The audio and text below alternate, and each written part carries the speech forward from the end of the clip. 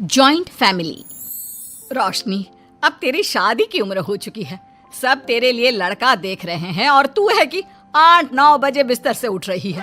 Mummy, क्या आप भी सुबह सुबह ज्ञान दे रही हो? सोने तो दो कम से कम। आ करें, अब तेरी हरकतें ही ऐसी हैं।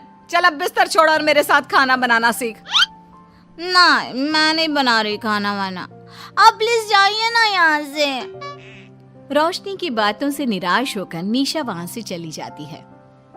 निशा, तुम रोशनी को घर का कामकाज क्यों नहीं सिखाती? अगर यही हाल रहा फिर तो 2 दिन में उसके ससुराल वाले उसे यहाँ छोड़कर चल देंगे। मैं तो बहुत कोशिश करती हूँ उसे घर की जिम्मेदारियां सिखाने की, लेकिन वो मेरी सुने तब ना। आप तो जानते ही हैं ना कि वो कितनी जिद्दी है। हमें निशा के लिए एक ऐसा लड़का ढूंढना होगा जिसका भरा पूरा परिवार हो। सास ससुर से लेकर जेठ जिठानी देवर ननद सब हो। यहाँ ना सही, लेकिन शादी के बाद उसे वहाँ अपनी जिम्मेदारियों का एहसास जरूर होगा। कुछ दिनों के बाद रोशनी का परिवार उसके लिए लड़का देखना शुरू कर देता है और एक दिन चिराग नाम का लड़का रोशनी को देखने अपने परिवार के साथ उसके घर पहुंच जाता है। भाई साहब, मैं पहले ही आपको बता देती हूँ, हमारा परिवार बहुत बड़ा है, इसलिए अगर आपकी लड़की हमारे घर की जिम्मेदारियाँ बिना ना नुकुर के उठा सकती है तभी हम ये रिश्ता पक्का करेंगे। अरे ये भी कोई बोलने वाली बात है बहन जी। हमारी रोशनी आपके पूरे परिवार को बैठे बैठे खिला सकती है। इतनी जिम्मेदार है मेरी बेटी। अगर ऐसी बात है फिर तो हमें इस रिश्ते से कोई आपत्ति नहीं है। तो फिर चट मंगनी पट ब्याह के बारे में क्या ख्याल है? हाँ, बिल्कुल। शादी में देर किस बात की? 3 हफ्ते बाद ही शादी का शुभ योग है। अगर आपको कोई दिक्कत ना हो तो हम इनकी शादी भी 3 हफ्ते बाद ही करा देते हैं। अरे हमें इसमें कोई परेशानी नहीं है। इस तरह दोनों परिवारों में शादी की तैयारियां शुरू हो जाती है और कुछ ही दिनों बाद रोशनी की शादी चिराग से करा दी जाती है। शादी के बाद, बहू, इनसे मिलो। ये है तुम्हारी दादी सास, ये बड़ी सास और बड़े ससुर, ये तुम्हारे जेठ, ये जेठानी, ये दोनों तुम्हारे देवर और ये इस परिवार की सबसे छोटी बेटी सिमरन, यानी कि तुम्हारी ननद है। परिवार में इतने सारे लोगों को देखकर रोशनी का सर चकरा जाता है। वो अपना सर पकड़ लेती है और मन ही मन सोचने लगती है, हे भगवान, ये किस जन्म का बदला लिया है आपने मुझसे? मैंने क्या बिगाड़ा था आपका जो आपने मुझे ऐसा परिवार दिया? बेटा, किस सोच में पड़ गई तुम? और कितने लोग हैं आपके परिवार में? बस हम इतने ही लोग हैं बेटा, ज्यादा लंबा परिवार नहीं है हमारा। अब इससे लंबा और कितना बड़ा परिवार होगा आपका? ये ससुराल कम चिड़ियाघर ज्यादा लग रहा है। कुछ कहा क्या तुमने बेटा? नहीं मम्मी जी, वो मैं बहुत थक गई हूँ, तो क्या अब मैं सोने जा सकती हूँ? हाँ, क्यों नहीं बहू। चिराग, बहू को अंदर कमरे में लेकर जा। जी माँ।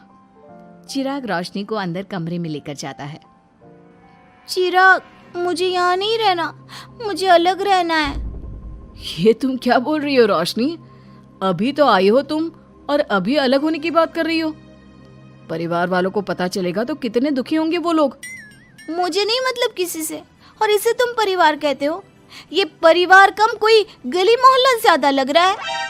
रोशनी, अभी तुम नई हो इस परिवार में, इसलिए शायद तुम्हें ऐसा लग रहा है। कुछ दिन में आदत हो जाएगी तुम्हें। चिराग की बात सुनकर रोशनी अपना सर पकड़ लेती है।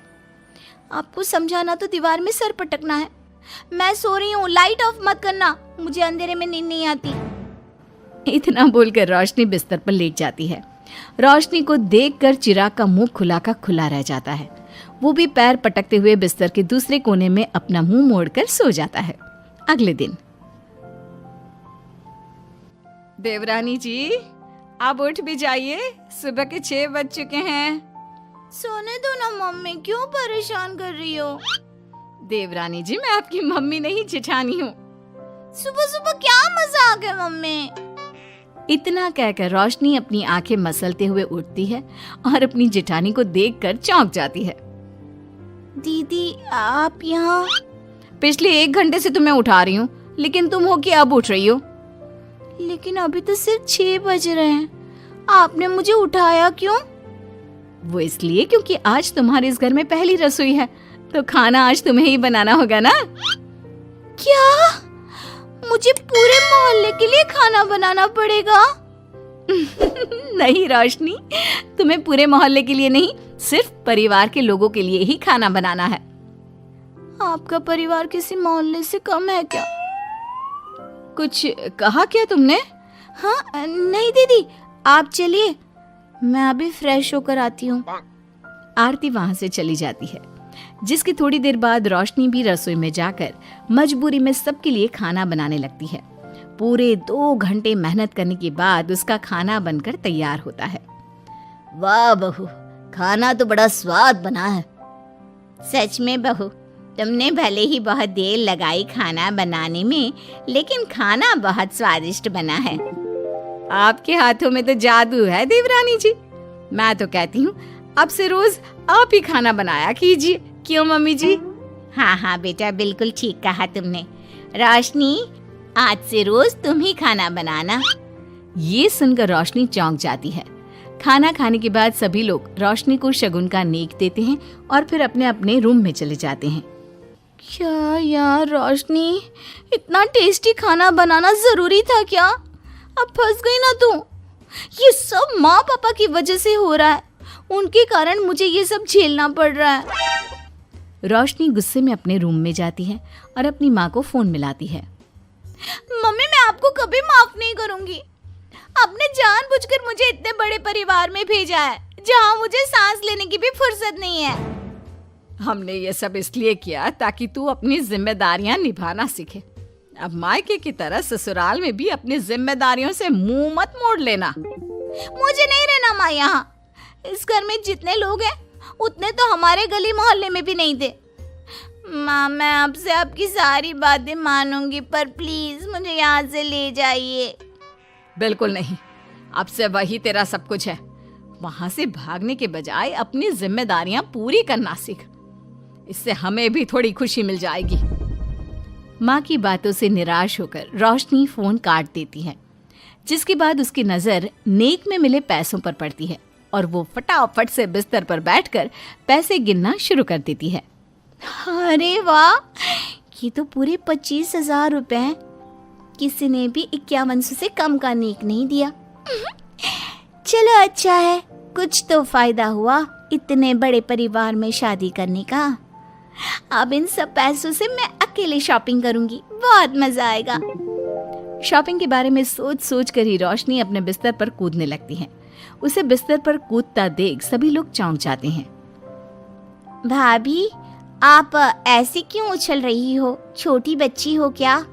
अपनी ननद की बात सुनकर रोशनी का मुंह खुला का खुला रह जाता है। थोड़ी देर बाद रोशनी घर में बिना बताए शॉपिंग के लिए निकल जाती है और शगुन में मिले पूरे पैसों को शॉपिंग में उड़ा देती है। शाम में, देवरानी जी कहाँ गई थी आप? जानते हैं सब आपके लिए कितना परेशान हो गए थे, कम से कम आपको बताकर तो जाना चाहिए था ना। सॉरी दीदी, मैं आप लोगों को बताना भूल गई। वैसे इतने सारे बैग किस चीज के हैं? तुम शॉपिंग करने गई थी क्या? हाँ दीदी, वो आज नेक में इतने सारे पैसे मिले थे ना, तो मैंने सोचा क्यों ना मैं उन पैसों की शॉपिंग ही कर लूं। अरे वाह, ये तो बहुत अच्छा सोचा तुमने। मम्मी, पापा, सिमरन, देवर जी, सब बाहर आइए। देखिए रोशनी हम सब के लिए क्या लाई है। रोशनी कुछ समझती उससे पहले ही वहाँ सब लोग आ जाते हैं। क्या हुआ आरती बहू, क्यों चिल्ला रही हो? अरे देखिए ना माँ, रोशनी हमारे लिए शॉपिंग करके आई है। वो देखिए रोशनी हम सब के लिए कितने कपड़े लेकर आई है। आरती की बात सुनकर रोशनी के पैरों तले जमीन खिसक जाती है। उसके मुंह से एक शब्द तक नहीं निकलता। सच में भाभी, आप कितनी अच्छी हो। बेटा, हम सबके लिए तुझे खरीदारी करने की क्या जरूरत थी? अभी तेरी नई नई शादी हुई है, तुझे अपने लिए लेना चाहिए था ना। एक काम कर, ये सारे कपड़े तू ही रख ले, किसी को कुछ देने की जरूरत नहीं है। चलो, कोई तो समझदार है इस घर में। वाह भाभी, कितनी सुंदर ड्रेस है। ये शॉर्ट ड्रेस मुझे पता है आप मेरे लिए ही लाए होंगे, है ना? इसे मैं रख लेती हूँ।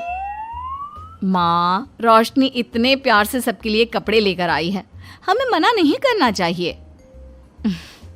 तू सही बोल रही है बेटा, उसका मन रखने के लिए मैं ले लेती हूँ 1-2 साड़ियाँ। रोशनी झूठी मुस्कान लिए खड़े होकर सब देखती रहती है। देखते ही देखते उसके लाए सारे कपड़े घर वाले आपस में बांट लेते हैं और अब सिर्फ एक रुमाल को छोड़कर उसके पास कुछ नहीं बचता।